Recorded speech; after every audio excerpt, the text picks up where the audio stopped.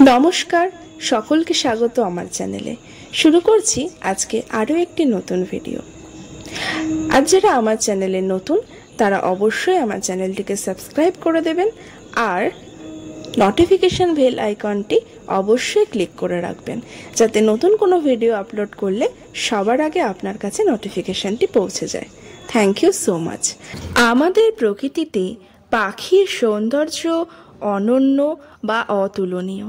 এদের উজ্জ্বল রং ও কণ্ঠের সুর এবং মধুর গুঞ্জন মনকে আকৃষ্ট করে তোলে। এই পাখিগুলি ফুলের ওপর, গাছের ডালে, মাঠে, বনে, জঙ্গলে, আকাশে উড়ে বেড়াতে দেখা যায়। আজকে আমরা যেই পাখিটি সম্পর্কে জানব তা হলো ব্লু জে।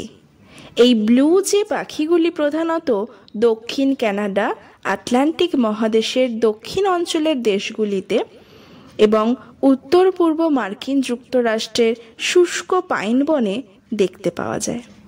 এই যে পাখিগুলির রং সকলের দৃষ্টি আকর্ষণ করবেই। ল্যাভেন্ডার নীল রঙের এবং মাঝামাঝি নীল রঙের পিঠ, ডানা এবং লেজ আর পেটের দিকটা সাদা রঙের।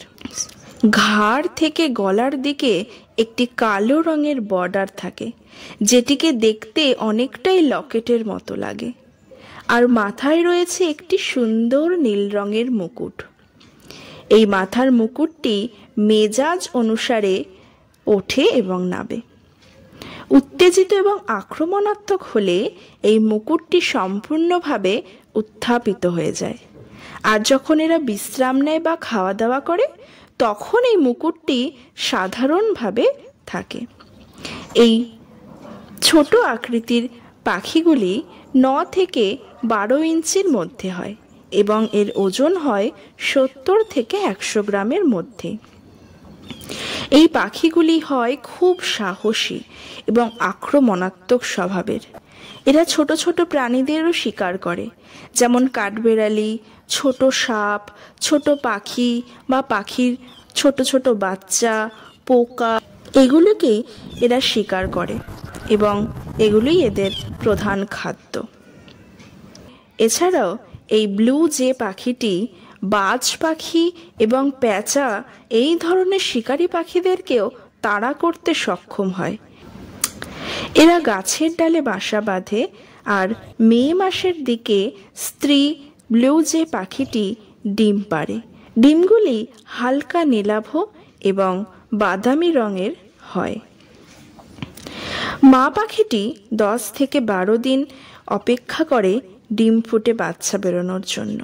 তারপর বাচ্চাগুলি মা ও বাবা পাখির সাথে 2 মাস পর্যন্ত থাকে।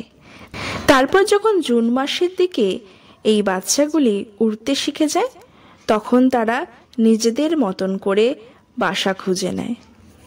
তাই প্রকৃতির ভারসাম্য রক্ষা করে।